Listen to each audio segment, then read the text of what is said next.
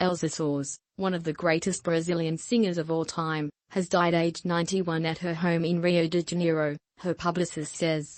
Often called the Queen of Brazilian Samba, she released more than 30 albums in a career that spanned 6 decades.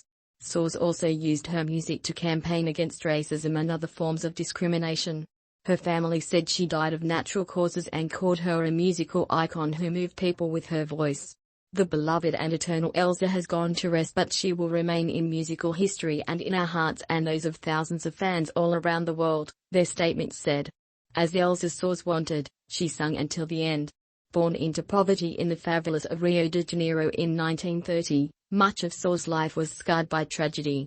Her father forced her to marry at the age of 12, and within a year she had given birth to her first child. She had 7 children with her first husband, at whose hands she suffered frequent abuse, but the first 2 were born prematurely and died young. Her husband died when she was 21, and she later confessed to stealing food to feed her young family. She later married the Brazilian footballer Garrincha, with whom she had a son who died aged 9. The marriage lasted 17 years, and she supported him during his battle with injuries and alcoholism at the end of his career. But despite her personal hardship, her success as a musician spanned decades, and her talent was appreciated by figures including the Queen, whom Soares met during a 1968 visit to Brazil.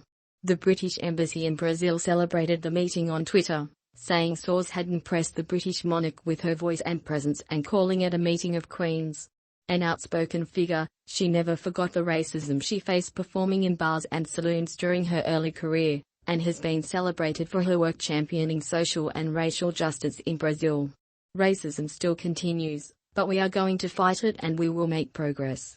Racism is a sickness, she said in an interview last year to mark her 90th birthday.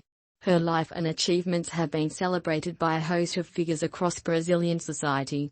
Brazil's former president, Luiz Inácio Lula da Silva, said the country had lost not only one of its most potent voices but also a great woman, who always defended democracy and good causes.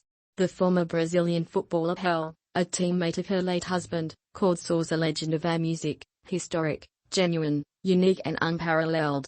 Today she leaves us, but in the heart, she will always be eternal.